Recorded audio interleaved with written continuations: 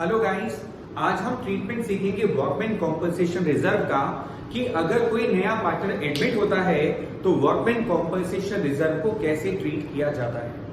ठीक है, workman compensation reserve actually होता क्या है?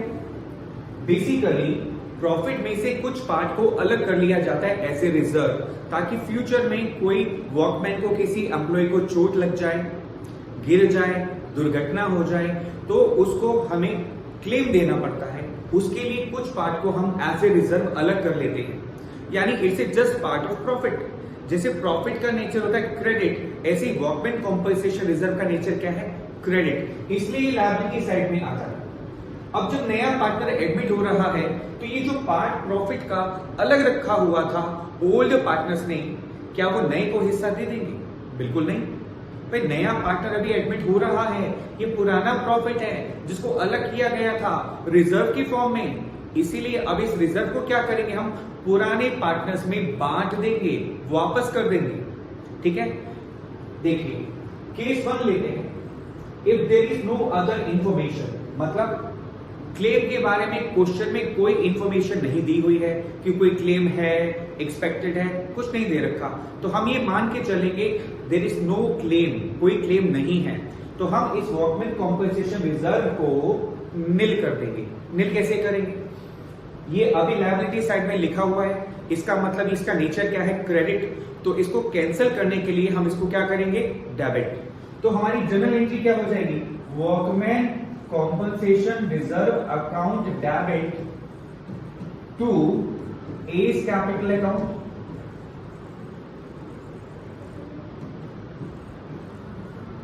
to B's capital account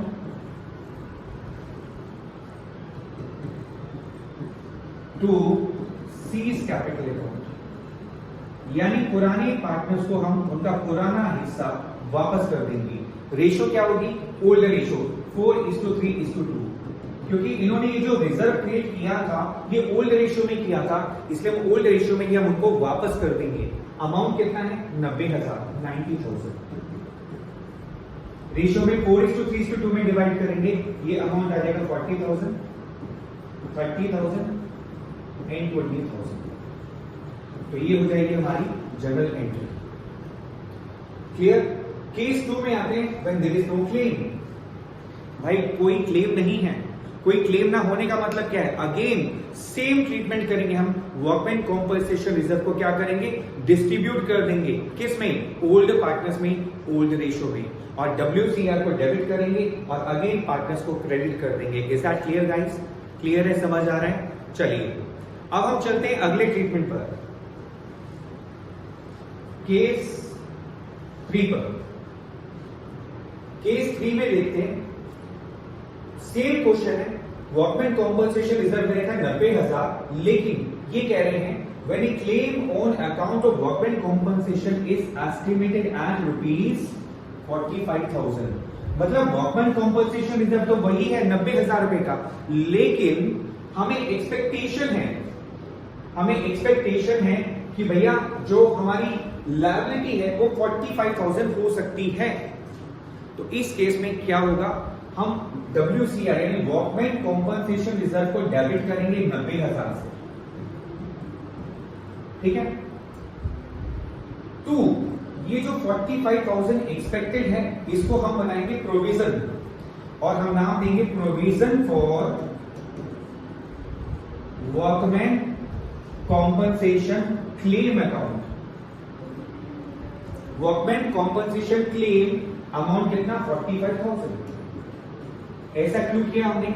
भैया आपने रिजर्व बनाया था 90,000 रुपए का, अब क्लेम एक्सपेक्टेड है 45,000 रुपीज का, तो वो क्लेम कौन भुगतेगा भाई? Old partners. नया वाला उसमें हिस्सेदार तो बनेगा नहीं, तो ओल्ड पार्टनर के रिजर्व में से हमने 45,000 कहां शिफ्ट कर दिया?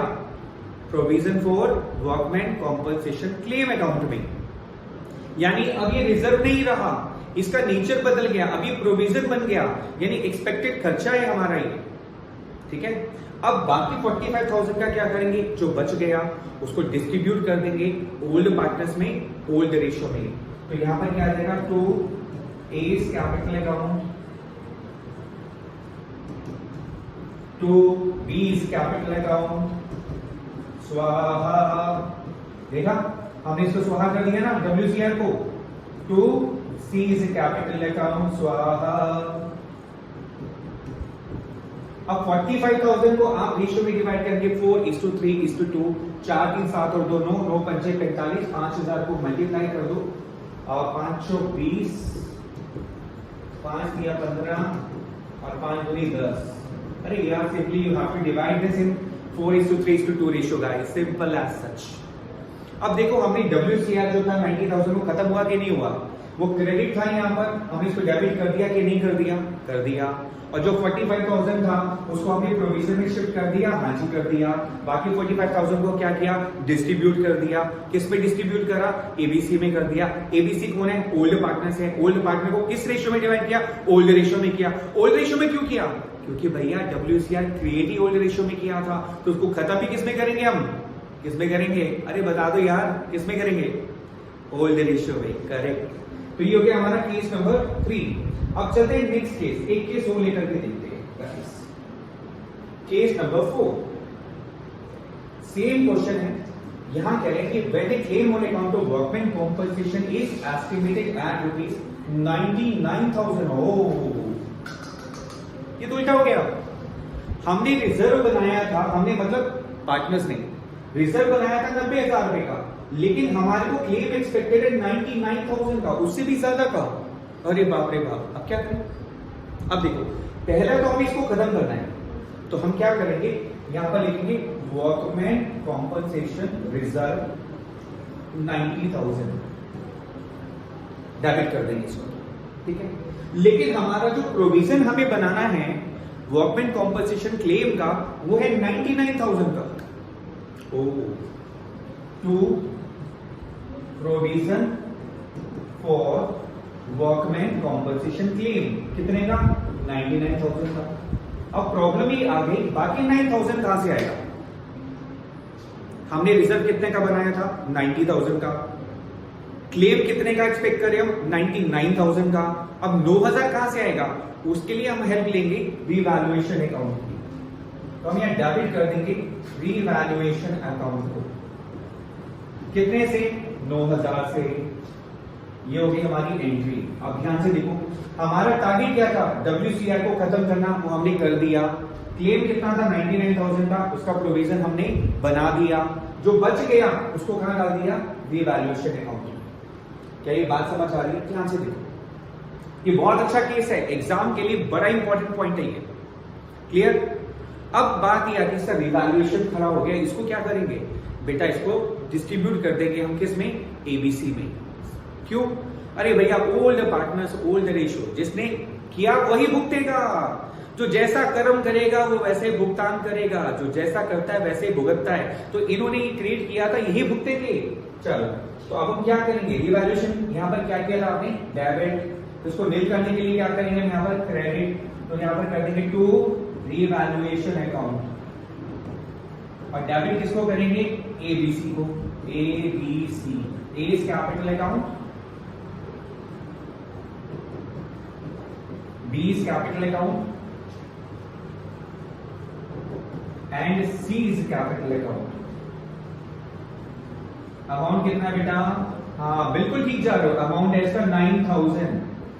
जो डिफरेंस था, रेशियो थी 4:3:2, तो यहां पर आ जाएगा 4,000, 3,000 एंड 2,000। क्या ये पॉइंट समझ आ गया बेटा, क्या ये पॉइंट बिल्कुल क्लियर है। देखो बड़ा सिंपल सा, मैं रिवाइज करा रहा हूं। हमने WCR को खत्म करना था, हमने खत्म कर दिया डेबिट करके। हमने प्रोविजन भी बना दिया जो 99,000 का एक्सपेक्टेड था। तो जो बच गया वो कहां जाएगा, रीवैल्यूएशन अकाउंट में। अब रीवैल्यूएशन में लॉस हो रहा है, इसको कहां बेचेंगे भैया, जिसने कर्म किया वो भुगतेगा। कर्म किसने किया था, एबीसी ने, तो वही भुगतेंगे। तो इसका रिजल्ट भी हमने यहां पर डाल दिया। देखिए रीवैल्यूएशन भी हो गया खत्म, स्वाहा। क्लियर हो गया, पक्का सारे कॉन्सेप्ट्स क्लियर हो गए। अभी एक केस और पेंडिंग है, छोटा सा, बहुत सिंपल है, उसको भी कर लेते हैं, ठीक है। चलिए, अरे कहां गया भैया, ये रहा। चलिए नेक्स्ट केस पर और लास्ट केस पर आते हैं। नेक्स्ट केस है कि वर्कमैन कॉम्पनसेशन रिजर्व सेम, वही 90,000 है। कितना, 90,000। और ये कह रहे हैं claim on account of workman compensation is estimated at 90,000। मतलब वर्कमैन कॉम्पेंसेशन रिजर्व है 90,000 का और हमारा जो एक्सपेक्टेड क्लेम है वो भी 90,000 है। तो अरे भाई ये तो बहुत सिंपल हो गया। ये तो हमारा टारगेट क्या था, वर्कमैन कॉम्पेंसेशन रिजर्व को खत्म करना। हमने इसको कर दिया डाइवर्ट कितने से, 90,000 से। और दूसरा टारगेट क्या है, ये जो क्लेम आया है इसलिए हम क्या बना दी, प्रोविजन। तो यहां पर आ जाएगा to provision for workman compensation claim 90,000। अरे कुछ बचा ही नहीं, वर्कमैन कॉम्पेंसेशन रिजर्व में कुछ बचा, बताओ बचा, नहीं बचा, मुंडी हिलाओ, नहीं बचा। जब नहीं बचा तो भाई डिस्ट्रीब्यूट क्या करेंगे, कुछ भी नहीं, कहानी खत्म, स्वाहा। चलो जी ये हो गया स्वाहा, खत्म। तो समझ आ गया वर्कमैन कॉम्पेंसेशन रिजर्व का ट्रीटमेंट हम कैसे करेंगे जब कोई पार्टनर एडमिट होगा। हमने ऑल जो भी प्रोबेबल सिचुएशन हो सकती है वो सारी सिचुएशन को हमने यहाँ पर डील किया और उनका अकाउंटिंग ट्रीटमेंट देखा। Guys see you soon in the next video, take care, bye bye.